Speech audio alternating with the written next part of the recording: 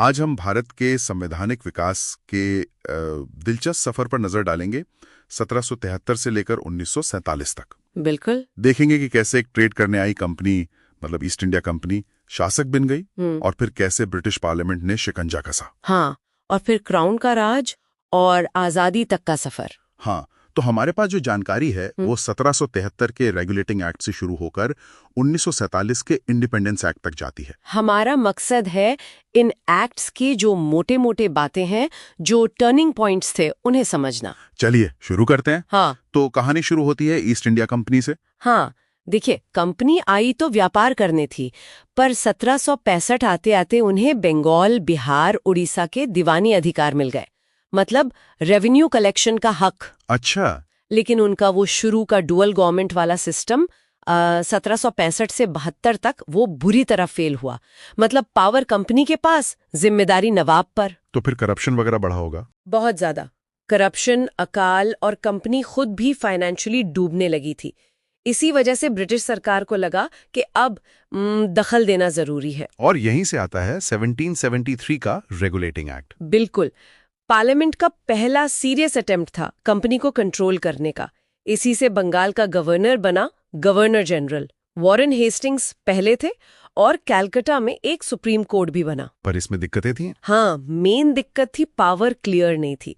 Governor general और उसकी council और सुप्रीम कोर्ट, इनके बीच में काफी टकराव रहता था। अच्छा, तो इसको ठीक करने के लिए अगला स्टेप वो था 1784 का पिट्स इंडिया एक्ट। इसका सबसे बड़ा फीचर था डुअल कंट्रोल, मतलब दोहरा नियंत्रण। दोहरा नियंत्रण वो कैसे? ब्रिटेन में बना एक बोर्ड ऑफ कंट्रोल जो पॉलिटिकल और मिलिट्री मामले देखता था, और कंपनी के जो कोर्ट ऑफ डायरेक्टर्स थे वो कमर्शियल मामले देखते रहे। ओके। और एक और खास बात, इसी एक्ट में पहली बार कंपनी के कब्जे वाले इलाकों को ऑफिशियली भारत में ब्रिटिश पोजेशंस यानी ब्रिटिश आधिपत्य कहा गया। समझ गया। इसके बाद तो वो चार्टर एक्ट्स का सिलसिला शुरू हुआ हर 20 साल पर। हाँ, बिल्कुल। 1813 का एक्ट इसलिए इम्पोर्टेंट है क्योंकि इसने कंपनी की ट्रेड मोनोपोली लगभग खत्म कर दी, बस चाय और चीन के साथ ट्रेड छोड़कर। मतलब बाकी ब्रिटिश ट्रेडर्स भी आ सकते थे। और इसमें वो शिक्षा वाली बात भी थी। हाँ, पहली बार इंडियंस की शिक्षा के लिए सालाना 1 लाख रुपए का प्रोविजन था। खैर, रकम बहुत कम थी और उसका मकसद भी बहुत क्लियर नहीं था, पर एक शुरुआत थी। और ईसाई मिशनरीज को भी आने की परमिशन मिली। ठीक है। और फिर 1833 वाले ने तो कंपनी का पूरा कैरेक्टर ही बदल दिया। हाँ, कह सकते हैं। कंपनी अब पूरी तरह एडमिनिस्ट्रेटिव बॉडी बन गई। ट्रेड पूरी तरह खत्म। बंगाल का गवर्नर जनरल अब भारत का गवर्नर जनरल बन गया। Lord William Bentinck. जी, लॉर्ड विलियम बेंटिक पहले थे। सारी लेजिस्लेटिव पावर सेंट्रलाइज्ड हो गई। और एक धारा 87 थी जो कहती थी कि सरकारी नौकरी में धर्म, जन्मस्थान, वंश, रंग के आधार पर भेदभाव नहीं होगा। ये तो काफी प्रोग्रेसिव लगता है सुनने में। सिद्धांत में, प्रैक्टिस में ये ज्यादा लागू हुआ नहीं। और फिर 1853 का एक्ट जो आखिरी चार्टर एक्ट था। सही। इसने पहली बार गवर्नर जनरल की काउंसिल के लेजिस्लेटिव यानी कानून बनाने वाले और एग्जीक्यूटिव यानी लागू करने वाले काम अलग अलग किए। एक तरह से मिनी पार्लियामेंट की नींव पड़ी। अच्छा। और सिविल सर्विसेज के लिए ओपन कंपटीशन शुरू हुआ। थ्योरेटिकली इंडियंस के लिए भी खुला, लेकिन इसने कंपनी रूल को किसी फिक्स पीरियड के लिए नहीं बढ़ाया। मतलब इशारा था कि अंत करीब है। और वो अंत आया 1857 के विद्रोह के बाद। बिल्कुल। 1857 ने सब बदल दिया। 1858 का गवर्नमेंट ऑफ इंडिया एक्ट आया। ईस्ट इंडिया कंपनी खत्म, पावर सीधे ब्रिटिश क्राउन के पास, मतलब महारानी के पास। हाँ, गवर्नर जनरल अब वाइसरॉय बन गया, क्राउन का पर्सनल रिप्रेजेंटेटिव। लॉर्ड कैनिंग पहले वाइसरॉय। लंदन में एक secretary of state for India का पद बना जो ब्रिटिश कैबिनेट का मेंबर होता था। और पिट्स इंडिया एक्ट वाला डुअल कंट्रोल भी खत्म। तो अब डायरेक्ट ब्रिटिश रूल था। क्या भारतीयों को शामिल करने की कोई कोशिश हुई? थोड़ी सी।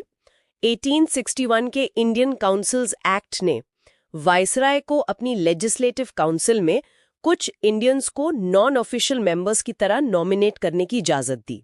बहुत लिमिटेड था, पर शुरुआत थी। पहला कदम कह सकते हैं। हाँ, और बॉम्बे, मद्रास को थोड़ी लेजिस्लेटिव पावर वापस देकर डिसेंट्रलाइजेशन भी शुरू हुआ। फिर आते हैं 1909 के मॉर्ले मिंटो रिफॉर्म्स। इसमें काउंसिल्स का साइज बढ़ा, कुछ सवाल पूछने के अधिकार मिले। हाँ, बजट पर रेजोल्यूशन मूव करना, सप्लीमेंट्री सवाल पूछना, और सत्येंद्र प्रसाद सिन्हा वाइसरॉय की एग्जीक्यूटिव काउंसिल में शामिल होने वाले पहले भारतीय बने। लेकिन सबसे ज्यादा चर्चा होती है सेपरेट इलेक्टोरेट्स की। हाँ, वो इसका सबसे विवादास्पद हिस्सा था। मुसलमानों के लिए पृथक निर्वाचन, मतलब मुस्लिम वोटर्स ही मुस्लिम कैंडिडेट को वोट देंगे। इसने लीगलाइज कर दिया कम्युनल पॉलिटिक्स को। और इसीलिए मिंटो को फादर ऑफ कम्युनल इलेक्टोरेट कहा जाता है। बिल्कुल, यहीं से वो विभाजन की नींव और पक्की हुई। इसके बाद रिस्पॉन्सिबल गवर्नमेंट की बात होने लगी। 1919 का मॉन्टेग्यू चेम्सफोर्ड रिफॉर्म्स। हाँ, गोल था भारत में धीरे धीरे उत्तरदायी सरकार लाना। इसने प्रांतों में डायरकी यानी द्वैध शासन लागू किया। डायरकी मतलब? प्रांतीय सब्जेक्ट्स को 2 लिस्ट में बांटा, रिजर्व्ड और ट्रांसफर्ड। रिजर्व्ड गवर्नर के पास, जैसे finance, police. Transferred Indian ministers को, जैसे एजुकेशन, हेल्थ। पर असली पावर गवर्नर के पास ही रही। ये सिस्टम फेल हो गया। केंद्र में पहली बार बाइकैमरल लेजिस्लेचर यानी 2 सदन वाली व्यवस्था आई और डायरेक्ट इलेक्शंस शुरू हुए, पर वोटिंग राइट्स बहुत लिमिटेड थे। सेपरेट इलेक्टोरेट्स को सिखों, ईसाइयों वगैरह तक बढ़ा दिया गया। और फिर आता है सबसे महत्वपूर्ण 1935 का गवर्नमेंट ऑफ इंडिया एक्ट, हमारे संविधान का ब्लूप्रिंट। बिल्कुल सही। हमारे संविधान का ढांचा काफी हद तक इसी पर आधारित है। इसने एक ऑल इंडिया फेडरेशन का प्रस्ताव रखा, ब्रिटिश इंडिया और रियासतों को मिलाकर, पर रियासतें नहीं मानी तो वो लागू नहीं हुआ। लेकिन प्रांतों में बड़ा बदलाव हुआ। हाँ, प्रांतों में डायरकी खत्म करके प्रोविंशियल ऑटोनॉमी यानी प्रांतीय स्वायत्ता दी गई। सरकारें अब लेजिस्लेचर के प्रति जवाब दे रही थीं। केंद्र में डायरकी का प्रस्ताव था, पर वो भी लागू नहीं हुआ। और शक्तियों का विभाजन? हाँ, 3 लिस्ट बनी, फेडरल, प्रोविंशियल, कॉन्करेंट। ये आज भी है। एक फेडरल कोर्ट और रिजर्व बैंक ऑफ इंडिया की स्थापना का भी प्रावधान था। इसी एक्ट के तहत 1947 में चुनाव हुए, जिससे इंडियन लीडर्स को गवर्नमेंट चलाने का एक्सपीरियंस मिला। और फिर आखिर में 1947 का इंडियन इंडिपेंडेंस एक्ट। हाँ, the end of British rule. 15 अगस्त 1947 को ब्रिटिश राज खत्म, देश का बंटवारा हुआ, भारत और पाकिस्तान 2 डोमिनियन बने, पावर कॉन्स्टिट्यूएंट असेंबलीज को ट्रांसफर हुई, वाइसराय का पद खत्म। और रियासतों का क्या हुआ? उन पर से ब्रिटिश सुप्रीमेसी खत्म हो गई। उन्हें ऑप्शन मिला कि भारत या पाकिस्तान में शामिल हों या चाहें तो आज़ाद रहें। ये बाद में एक बड़ी प्रॉब्लम बनी। तो संक्षेप में कहें तो ये सफ़र एक ट्रेडिंग कंपनी के रूल से शुरू होकर पार्लियामेंट्री कंट्रोल, फिर क्राउन रूल, कुछ रिफॉर्म्स और आखिर में आज़ादी और बंटवारे तक पहुंचा। बिल्कुल, ये कोई सीधी लाइन नहीं थी। ब्रिटिश ज़रूरतें और भारतीय उम्मीदों के बीच एक लगातार चलने वाली खींचतान थी।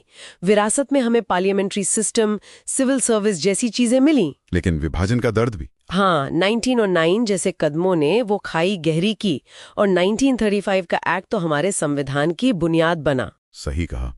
और यहाँ एक सवाल छोड़ जाते हैं सोचने के लिए कि ये जो कॉलोनियल स्ट्रक्चर बने थे एडमिनिस्ट्रेशन के, लॉ मेकिंग के, वो आज़ाद भारत के गवर्नेंस को, उसकी कामयाबी और चुनौतियों को आज भी किस तरह से प्रभावित कर रहे हैं? सोचने वाली बात है।